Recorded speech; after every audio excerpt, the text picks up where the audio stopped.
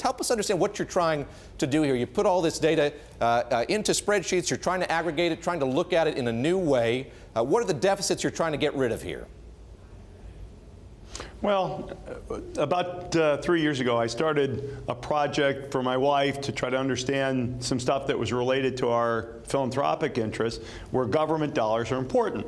So I tried to form a total picture in my head of where does government money come from, where does it get spent, and how does it impact various segments of the population. I found that very hard to do. I believe numbers can tell a very clear story about things if you simplify them and bring them together comprehensively and with enough context.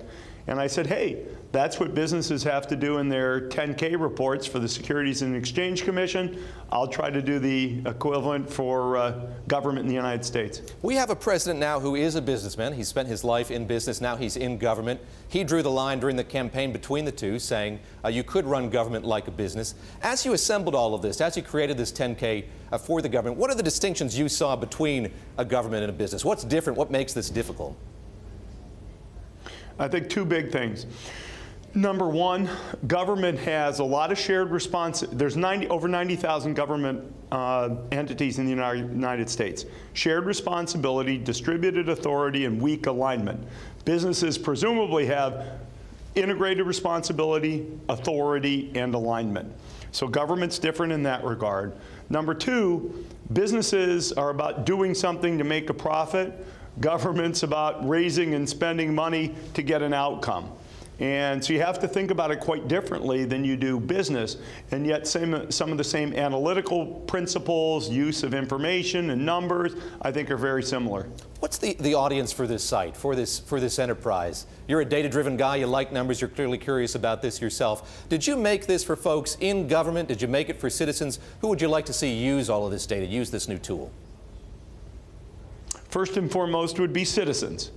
And I think at the level of simplification that we have today, probably citizens who want to be informed and are comfortable with numbers.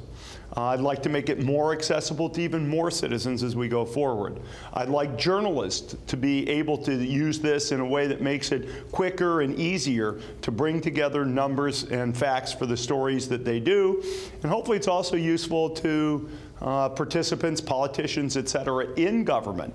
I think it's very hard to be a freshman congressperson and try to have enough of a picture of the forest rather than the trees of every bill that you see. And hopefully we do put together a pretty good view of the forest. You've been adamant here that USAFacts is not a partisan enterprise, but I imagine that when you make decisions about what to support when it comes to policy or whom to support when it comes to politics, you're looking at data. How does data shape what kind of politics you're into and who you back?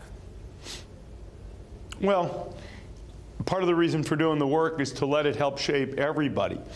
I look at the data and I see, at least relative to my priorities of spend and what to do, I see some things that probably to me look like they're in pretty good shape. Those same numbers to somebody else might look like they're not in very good shape.